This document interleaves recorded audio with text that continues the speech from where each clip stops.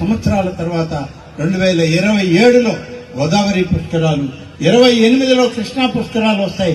మళ్ళీ ఆయనే ముఖ్యమంత్రిగా ఈ పుష్కరాలు నిర్వహించబోతూ ఉన్నారని చెప్పి నేను మీ అందరికీ మనవి చేస్తున్నాను.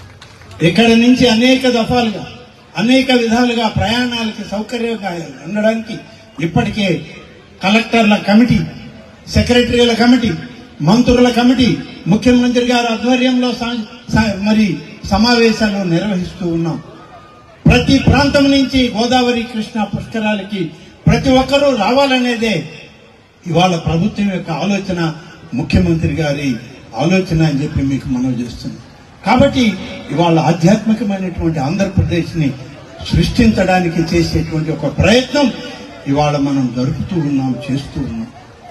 మనకు తెలుసు అనేక అవాంతరాలు, ఒకటి కాదు రెండు కాదు, ఎన్ని రకాలుగా ఈ ప్రభుత్వాన్ని దైవభక్తి నుంచి మళ్లించాలని, దైవాన్ని పూజించకుండా తప్పించాలని అనేక కుట్రలు ఇవాళ ప్రతిపక్షాలు ఇవాళ పనిచేస్తూ ఉన్నాయి ఈ రాష్ట్ర ప్రభుత్వానికి వ్యతిరేకంగా. అయినా ఎదుర్కొంటున్నాం, ధైర్యంగా ముందుకు పోతున్నాం. ఏ తప్పు జరగనీయకుండా ఇవాళ ఆధ్యాత్మిక ఆంధ్రప్రదేశ్ని సృష్టించడానికి ఆంధ్రప్రదేశ్ రాష్ట్రంలో ఈ కూటమి ప్రభుత్వం పెద్దలు నరేంద్ర మోడీ గారి ఆశీస్సులతో, జనసేన పవన్ కళ్యాణ్ గారు, రాష్ట్ర ముఖ్యమంత్రి చంద్రబాబు నాయుడు గారు, రేపటి యువనాయకుడైనటువంటి లోకేష్ గారి నాయకత్వంలో ఇవాళ యువత ముందుకు నడుస్తూ ఉంది అని చెప్పి మీకు మనవి చేస్తా ఉన్నాను.